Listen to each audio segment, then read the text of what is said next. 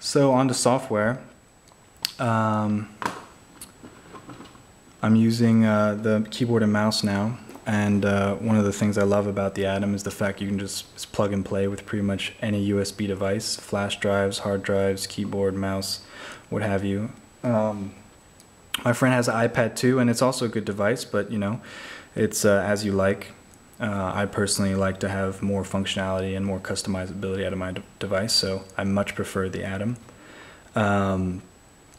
Of course, the Honeycomb interface also is, in my opinion, superior. It's much more like a desktop interface, really high resolution, live widgets, scrollable widgets. It really makes the Android tablet experience what it should be, and not limited to just a giant phone interface. So I'm just going to share some stuff that I got going on here, the way I set it up. I got my folders down here, which allows me direct access to the file system in the micro SD card. I got a 32 gig micro SD card in there, so I got plenty of room for videos. You'll see here I got my videos. I'll show you a little bit. I'm watching this documentary Objectified right now about object culture. Been using Mobile Player to play videos. Plays pretty much everything I've found so far. Let's see. Oh, for those of you who are curious about sound. It also creates a tiny rest for the toothpick. Flying out extra goods. And people who know nothing about design, or people who say they don't care about design, or the people who don't believe that their world should have contemporary goods in it. So somebody was asking about the speakers being muted by the hinge covering it. It's not really noticeable. It is slightly quieter, but when you have the volume at max, it really does not make too much of a difference. So that's just for you guys to see for yourselves, I guess. But as you can hear from the video, the sound comes through pretty clear. I don't really notice a difference. So there's video for you. And like I said, the access direct to the file system is great. So video, you know, PDFs, music, comics, whatever. Games are great. Chess. The Gmail widget's really nice on Honeycomb. Lets you just scroll through your emails. Anyway, like I said, there's still a couple bugs with Honeycomb on the Atom. The camera doesn't work, but all in all, I find it very usable. Flash doesn't work yet, but they're working on it, and so I look forward to the upcoming release of, Ice Cream Sandwich, definitely. But yeah, so you have your apps set up this way, which is much more conducive to tablet browsing.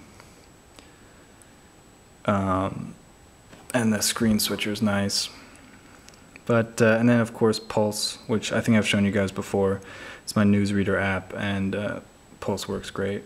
It's just a really nice interface. They got it for iPad too, and it's just a really great program.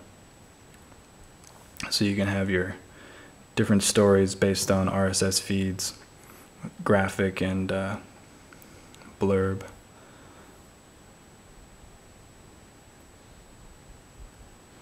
So I set up all these different categories, and then you have your articles come up. And you can go check it out on the web. You just click full article. Yeah, I don't know what people are talking about when they say there aren't very many apps for Honeycomb. I haven't found that to be an issue. I seem to be able to find every app I want for Android available on Honeycomb. Yeah, all in all, it's really usable. The music app is really cool.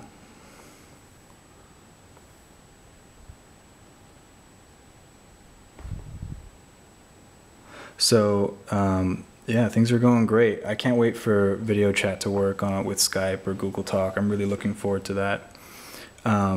Ebook reading, of course, is great. I use Aldico. And this stand will work in portrait mode. I'll just demo that in a sec. So it's not super stable, but it works. And should rotate around here. Yep, there we go. You can, you could read it this way. When I'm laying in bed, this is how I read it. I just prop it up on myself. Right?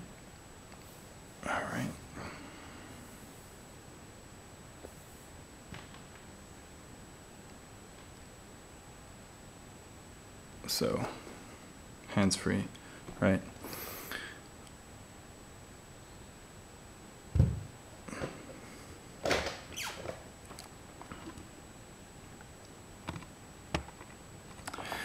All right, so I'm going to show you web browsing.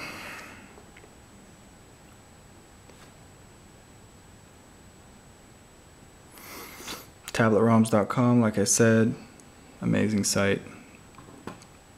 The work they're doing for the Atom is incredible. Now I'm using the keyboard and mouse, and you can see there's absolutely no problem. The high resolution screen of Honeycomb, or interface of Honeycomb, makes it really conducive to keyboard and mouse use, if that's what you like. Of course, touch is fine too, and the thumb keyboard is great. I use it often, but you know, for writing documents and stuff, you can't really beat the hardware keyboard that I showed earlier.